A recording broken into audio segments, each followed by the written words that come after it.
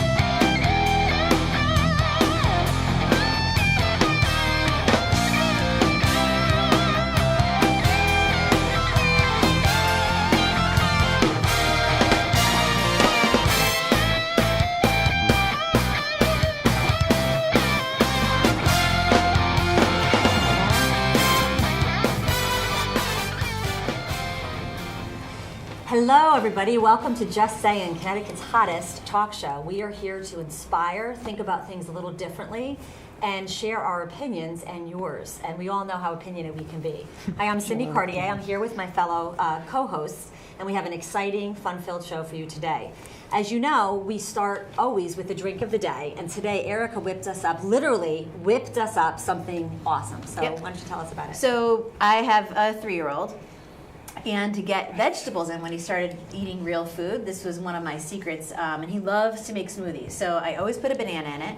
And then I try to use always organic products, so especially the fruit organic. But today we've added some almond milk, some spinach. Did you know spinach is healthier than kale? Because the kale's really? It's like the new. Yes, my husband made sure to do research on this and has found that spinach is healthier than kale because he doesn't like kale chips, nothing kale. Kale's not allowed in my house. I love spinach. What if you stuck kale? Collards are healthy, but spinach is on the rating scale of healthy potassium or whatever. Off the wall. Yeah, I put it on spinach. put it on everything. Yep, spinach is healthier. It's, I always add blueberries because Jackson likes the purple color. Yeah. But sometimes there's strawberries or mango, and it's always I use the frozen because then it makes it nice and cold. I do. And then I use the plain, not the vanilla flavored, because that adds sugar, yogurt. So it adds the protein from that. And I've just started using the almond milk.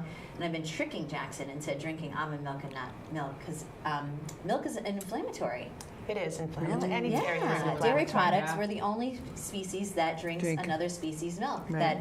Cow milk is supposedly bad. So I don't know. Who knows? This is really good. Actually, Yep, so this is our morning vegetable. So it's like our V8, the Azarigine V8. This is awesome. It's really good. Freeze this and make it into ice cream? Yes. Good. Why not? Now it's interesting because I got to tell you, I this started is doing hot. stuff like this with my son Yeah. when he was little, and I thought like I invented this, and then Jerry Seinfeld's wife comes out with the book. Yeah. I mean, really? Yeah, that Like book, I could have been doing this. I used to Yep. stick broccoli and blueberries in pancakes. I used to make all this stuff. My husband's like, Sweet "It's disgusting." potato. But he didn't know when he was eating it. It was awesome. And That's so one of funny. my daughters will absolutely not eat vegetables.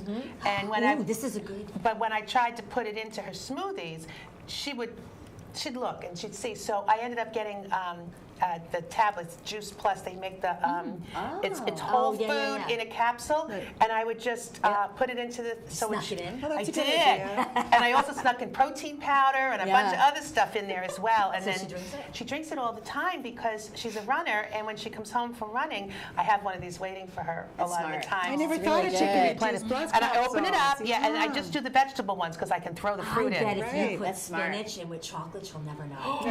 Right? Yeah, it's dark. Yeah. Yeah. Yep. It was, so I got to tell you guys. Either. Also, Great. because Eric and I talked about this drink and we talked about the whole healthy thing, right? So, so guess what we got?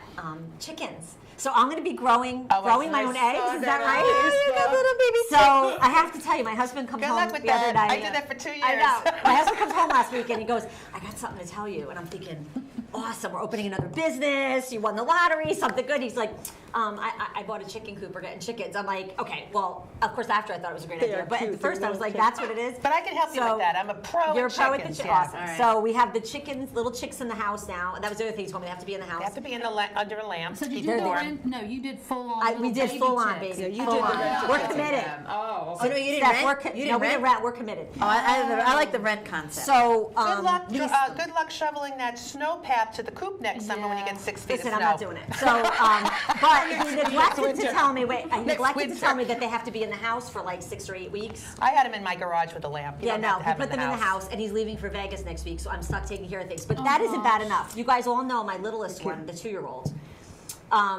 Doesn't stop. I mean, she's climbing out of everything, and now she finds ways to climb over gates. She is obsessed with getting to these chickens. So it is like Better hold them. It's good for the we chickens.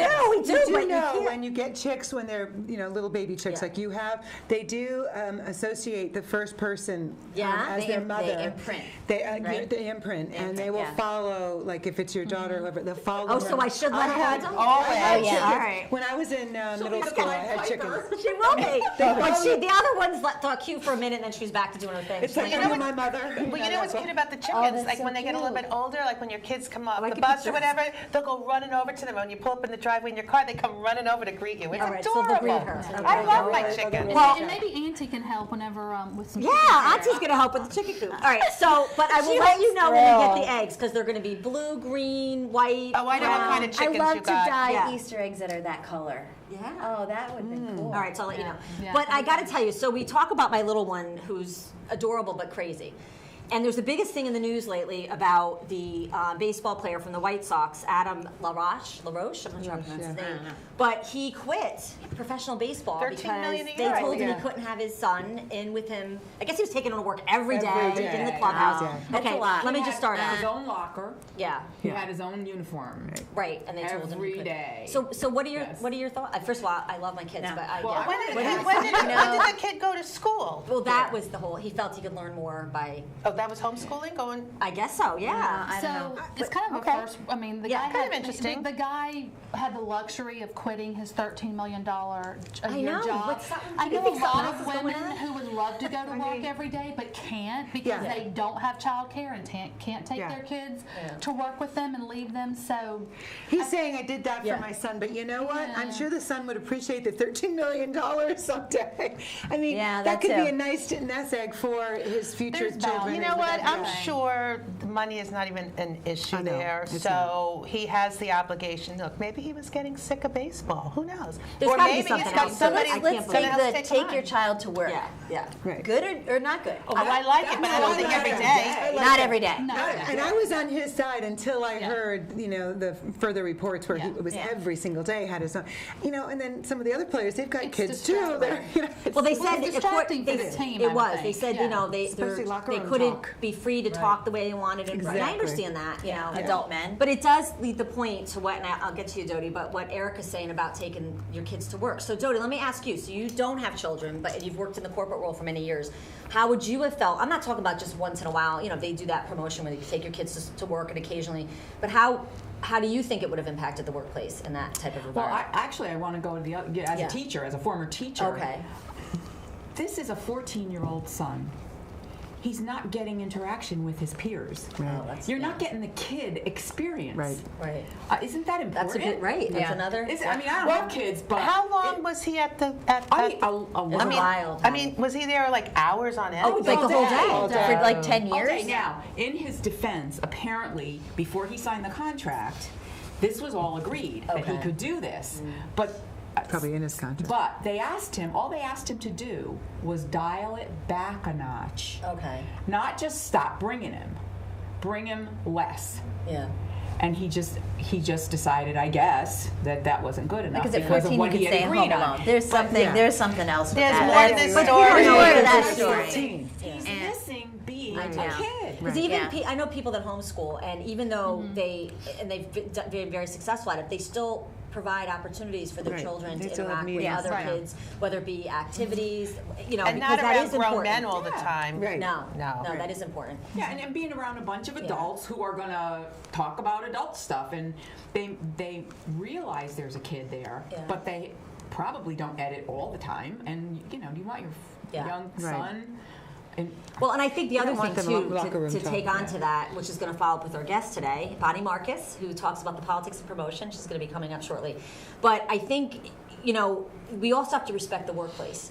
And I think about that too, is that if I spent years in corporate America, and I love kids and I love my kids, but I would not have wanted children, not because I'm It running affects around. productivity. Yeah, it does. It's, Bottom line. yeah, it would have not, occasionally. Now, the flip side is, I have my own firm. When my little one, came when it was, I took her to work with me for 4 months. My partner had no issue with it. She was a baby. I mean, it was appropriate. When I saw that it wasn't going to manage it that way, then, we ultimately got care for her. But, and I will bring my kids to work on and off, but I make sure it's not times I have But this clients is there. a discussion of I'm not being impacting other flexible people. with your employees that have families. Like that's a consideration, and flexibility is completely different than when you take a child to work.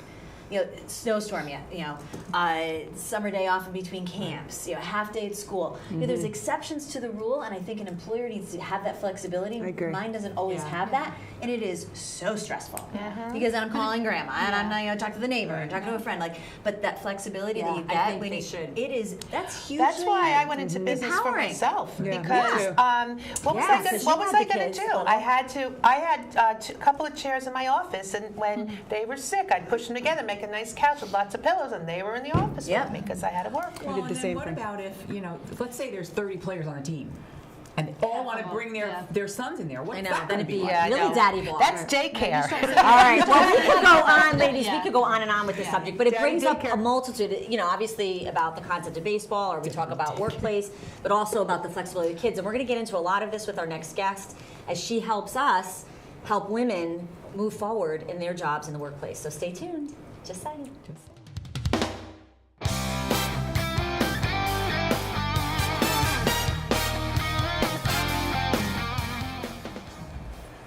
And welcome back to Just Sayin, Connecticut's hottest talk show. And I am here with my co-hosts, and Bonnie Marcus is our guest for the day.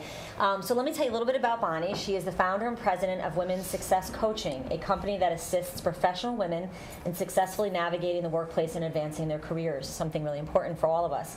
Forbes honored Women's Success Coaching 3 years in a row as one of the top 100 websites for professional women. Bonnie started her own corporate career, which we're going to learn more about, in an entry-level position in the mailroom, maybe, and worked her way up to the top of a national company. She now shares her message for success in many forms, including speaking engagements and her book titled Politics of Promotion that we have here. So Bonnie, welcome, and thank you so much for coming on today. Well, if you say male, M-A-L-E, yes, I did start in the mailroom. The whole company was mail. So tell us, how you got to the point of writing this book and starting your company, but if you could tell us a little bit about your background and how you progressed sort of through the corporate ranks to get here today. Well, actually, I have a background in education. Okay. And I was a teacher when I got a divorce with 2 little kids. And I knew that I didn't want to be at home, with the kids and then focus on a career with kids as well. Yeah. I needed some kind of a break. So I applied for a job, and it was managing 30 physicians. Wow. That had to be quite... Yeah, at first, It's taxing. they Yeah, said, challenging taxing. You're too qualified, we don't want to hire you. And then they called me back and they said, we are about to enter this joint venture with a cardiac rehab company, and they're looking for an administrator. Would you come in? And I was like, whoa. I never even balanced my checkbook. I was like newly divorced. But I told them that I was definitely interested in cardiac fitness. I was teaching aerobics. And that my dad had a heart attack when he was quite young, at 57. So that was my first experience of promoting myself, and not really understanding how I was doing it. They gave me the job. Yeah. And then in a year and a half, I was running 11 centers for them up and down the East Coast. So that's how I got into business. And I stayed in corporate for over 20 years. And While you raised the kids, right? While I raised the kids, yeah, as a single mom. And how was that in terms of, because one of the things we just were touching upon earlier, I know you heard our first segment about balancing sort of the work and the children, and how was that like? Oh, there's no balance. And the only reason I said Yes, someone is real. What balance? Fantastic response. Well, you were just telling me a story about your daughter. This is classic. You got to share it with us because it was exactly what we talked about of trying to create this balance and work and be successful and have kids, right? Yeah, it's just, it's pretty impossible. So she took a job with a female, mother-friendly organization, supposedly, but, you know, the kids have off this week. They've got not only Good Friday, which she arranged for, but teacher-parent conferences. Okay. And so Professional development she days. said, let me bring my oldest into work. And they said no. It would be disruptive, and I know you were just talking about Yeah, that. so that's funny. Yeah, but I used to do that all the time. I mean, I didn't have a choice. Okay, but they obviously supported you in that, right? I mean, or they just Yeah, no, they did. Okay. It makes a difference, doesn't it? So- Be able to work a flexible schedule. So how did you get to the point where you now provide coaching and you know, and you wrote this Gave your book? book? Well, I wrote the book, yeah. I left the corporate scene in 2006 and went back and got a certificate as an executive coach. And I do a lot of speaking. So I started speaking about my own experience being passed over for a promotion. And my keynote was called The Anatomy of a Blind Side, like whoosh. And it was about how I was very qualified. I had been with this company for 8 years, and I thought I was a shoo-in for the job. And they gave it to somebody else, a man from another territory. And I was just so angry. Yeah. I felt so betrayed. So I started to talk about this, and I was out meeting in front of, you know, women's organizations and conferences, and women would come up to me like, that happened to me. Yeah. It's happened to me not that long ago. And honestly, though, but now I look back and I'm like, now I'm glad I didn't get the job because it's not an easy job. And it's not that it isn't easy and I didn't want to do it, but are you glad you didn't get that promotion? Like, look at this is where this is taking you. Well, where it took me was I knew I didn't want to stay with that company afterward. Right. So I reached out to my network, which I do talk about in the book, how important that network Network is hugely important. And one of my former colleagues that I had stayed in touch with said, you know, there is a CEO job open at this company where I work, and I think you'd be qualified. And I applied, and I got it. So I got to run a national company as a result of it. Yeah. So it And was the a other blessing. one was kind of keeping me small. But So it was meant to be. One door closed, So one see, door opens. exactly. I'm a firm believer So one in of the that. words you use in here, the politics of promotion. Now, in this day and age, politics is usually met with people cringing or like, you know, or angry. Oh, it's A lot of people totally are angry political. today. But tell me why you titled it this way and a little bit more about the book, because the book is really how to understand that politics is very important. It's critical for your career. So it can make or break your career. And we, as women, we tend to focus on our work and think that our work alone is going to get us ahead. That's our comfort zone. Yeah. But we need to understand that politics is a reality. Yeah. So as you're promoting yourself, as you're looking to advance your career, you need to be aware of what's going on around you. And that's the lesson I learned from that experience, is that it's okay to work really hard. Your performance is certainly important. Yeah. But you also need to know who makes decisions, who has power and influence, what the culture's like, whether that culture is going to support you to move your career forward if that's what you want. Right. Interesting. Yeah, it's true. When I was working for Nationwide, which was a great company, but there had been different times I experienced, you know, Passovers and, you know, who was making more money and all this kind of stuff. But what I had happen to me is a woman leader in the company. I happened to meet her at a conference, and she said to me, "Why don't you give me a call?" And I went to see her, and she basically gave me an education in about an hour of her time, which was the most valuable education I got in my entire career. Very similar to the stuff that you talked That's a about. gift. Yeah, it That's was a a gift. It was, and she talked about basically relationships, and you know that's sort of everywhere in our communities and such. One of the couple of the chapters in your book, which I loved, is what do you mean by pass and go and the collect the 200 card? Well, first of all, I decided that the way I would convey these messages, these lessons, would be to put a political toolkit together. And so there are 5 tools in the toolkit. And and I gave a symbol to each of them. Okay. So for self-promotion, it's a mirror because you really need to look inside, understand what your value proposition is, etc. There's a magnifying glass, which tells you to focus on what's going on around you, all those dynamics. The Pass, Go, Collect $200 card is how to build a strategic network that supports your career goals. So you remember from Monopoly, when you got that card, you went around the board faster, so you progressed faster and you collected more money. Yeah. So I said that's good for a strategic network because that's exactly what that network does for you. Which is interesting. Stephanie runs a nonprofit, and so she's, I would say, secure in the actual nonprofit she's in. I mean, she's the boss and she's executive director.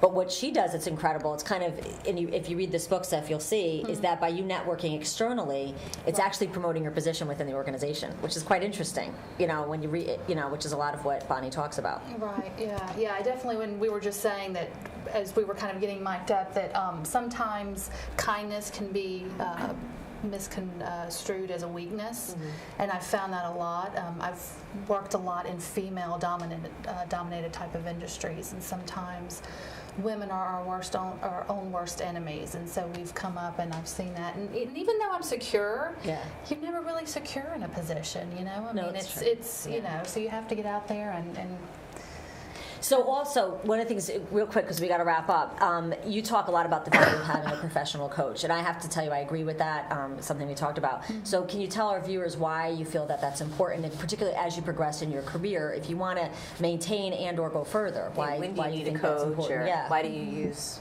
Why do you well, I think a lot of people, women especially, will reach out when they've been passed over for a promotion or something happens. And I think the best advice I can give is really be strategic about your career. Make a plan for your career, and a coach can really help you do that. So, we talk about work-life balance. We talk about, kids, and maybe it's time to opt out a little bit or take some time off. A coach can help you plan strategically what that career is. They can help you to build that kind of a network, to understand the politics in your organization. So a coach is your partner, your primary partner in helping you reach your goals, whatever they are.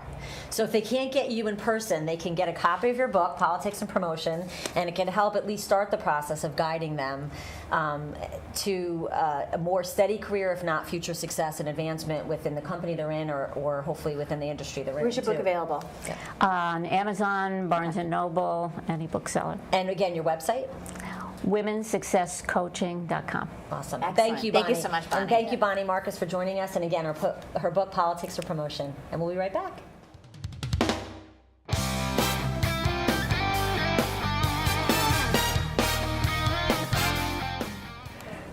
And welcome back to Just Sayin'. We had a wonderful interview with Bonnie Marcus. She was quite inspirational herself. And now I have another remarkable lady. So we've been getting from viewers questions about who we are.